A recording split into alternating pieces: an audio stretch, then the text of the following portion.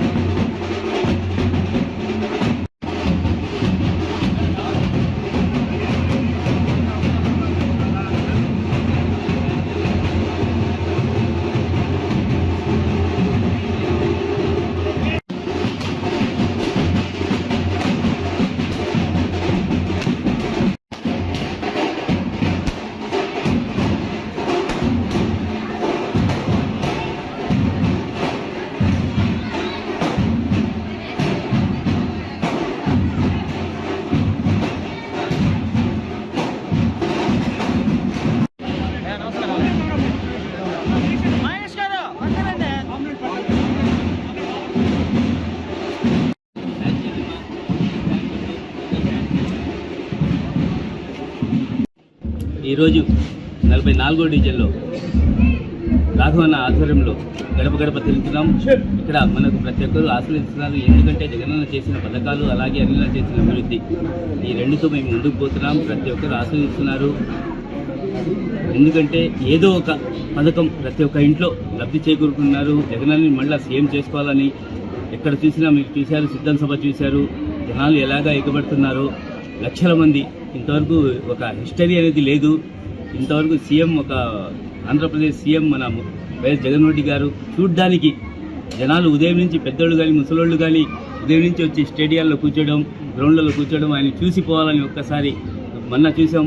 ఒక చంటి బిడ్డలతో వాళ్ళ అమ్మలు తీసుకొచ్చి వాళ్ళు జగనన్న కోసం నిలబడి చూసుకుపోవడం. జగనన్నని చూడడానికి ఎంత క్రేజ్ ఉందంటే జగనన్నని ఓటేయాలని ఎంతమంది ఇక్కడ ఆశీర్వదిస్తున్నారు. ప్రతి ఒక్కరు జగనన్న సీఎం చేసుకోవాలని.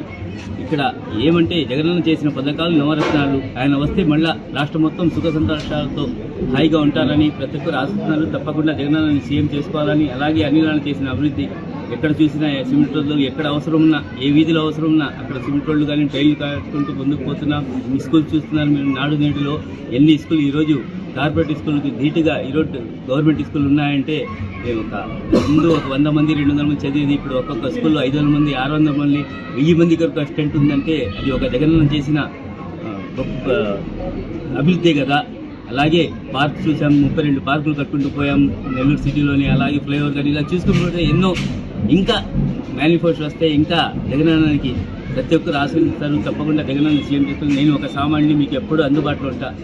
ఒక అనిలన్న చేసిన అభివృద్ధి, జగనన్న చేసిన పథకాల ద్వారానే నేను ముందుకు పోతున్నాం. ప్రతి ఒక్క రాష్ట్రంలో నన్ను సామాన్యుని, నాకు ఒక్క అవకాశం ఇవ్వండి. జగనన్నని చేసిన అభివృద్ధికి నేను కూడా ప్రజల్లో పోయి చెప్పుకుంటూ ఒక అవకాశం మీకు ఎప్పుడు అందుబాటులో ఉంటా. మీ సేవ చేసుకునే ఒక అవకాశం నన్ను కూడా కల్పించండి. మీకు అంతా ఎప్పుడు రుణపడి ఉంటా. మీరు ఎప్పుడు ఫోన్ చేసినా నేను అందుబాటులో ఉంటా.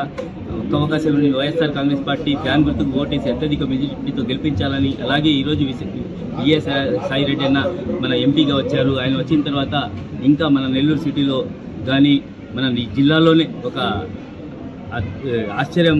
ప్రతి ఒక్కరూ సాయి రెడ్డిని గెలిపించుకోవాలని. ఎందుకంటే ఆయన రాష్ట్రంలోనే ఒక మెయిన్ లీడర్. ఆయన ఉంటే మన నెల్లూరు జిల్లాని బాగా అభివృద్ధి చేసుకుంటాం. ప్రతి ఒక్కరు ఏ అవసరం ఉన్నా, ఏ పని ఉన్నా తప్పకుండా చేసుకుంటూ ముందుకు పోతాం.